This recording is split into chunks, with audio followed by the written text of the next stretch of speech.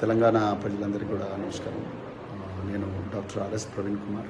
నేను మల్కాజ్గిరి మీటింగ్కు మల్కాజ్గిరి కమిషనరేట్లో సరూర్ నగర్ స్టేడియంలో ఉండే మీటింగ్కు ప్రిపేర్ అవుతుంటే ఈరోజు మరి సైబరాబాద్ పోలీసులు ఉదయమే మా ఇంటికి వచ్చి నన్ను హౌస్ అరెస్ట్ చేస్తామంటున్నారు.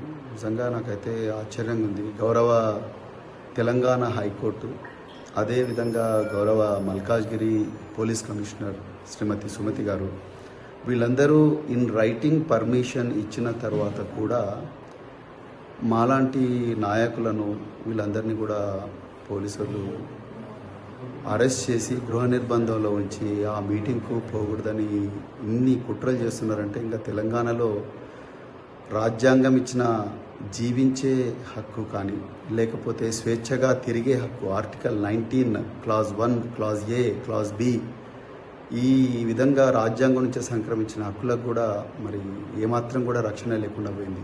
మరి ఏ ముఖం పెట్టుకొని రాహుల్ గాంధీ సంవిధాన్ బచావో రాజ్యాంగాన్ని రక్షిద్దామంటున్నారు. ఆయన శిష్యుడైన రేవంత్ రెడ్డి గారు అదే రాజ్యాంగం ఇచ్చిన హక్కులను కాలరాస్తా ఉన్నారు. ఈ పోలీస్ అధికారులకు పాపం వాళ్ళకి ఏం తెలియదు. వాళ్ళ పై అధికారులు ప్రవీణ్ కుమార్ని ఆపండి అని చెప్పిండ్రు, ఆపుతా ఉన్నారు.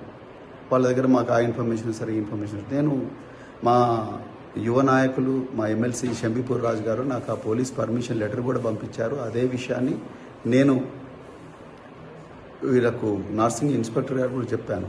సో వాళ్ళు మా పై ఆఫీసర్లతో మాట్లాడి చెప్తామని అంటున్నారు. ఈ విధంగా అరాచక పాలన, దుర్మార్గ పాలన నడుస్తూ ఉన్నది తెలంగాణలో.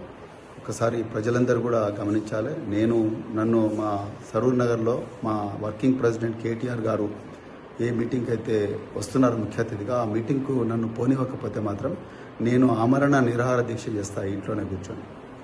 నేను డీజీపీ గారికి, హోంమంత్రి రేవంత్ రెడ్డి గారికి నేను క్లియర్గా చెప్తున్నా, ఇది ఒక వార్నింగ్. రేవంత్ రెడ్డి గారు, రాజ్యాంగం బాబాసాహెబ్ అంబేద్కర్ గారు నాకు ఆర్టికల్ 19 ప్రకారం నాకు స్వేచ్ఛగా తిరిగే హక్కు, స్వేచ్ఛగా మాట్లాడే హక్కు ఇచ్చిండ్రు. కానీ మీ పోలీసు వాళ్ళు ఇలా నన్ను ఆపుతా ఉన్నారు. నేను కంటెంప్ట్ ఆఫ్ ద కోర్ట్ వేయడం కాదు, నేను అమర నిరాదీక్ష చేస్తే నన్ను ఆ మీటింగ్ పోనీయకపోతే. జై తెలంగాణ, జై కేసీఆర్.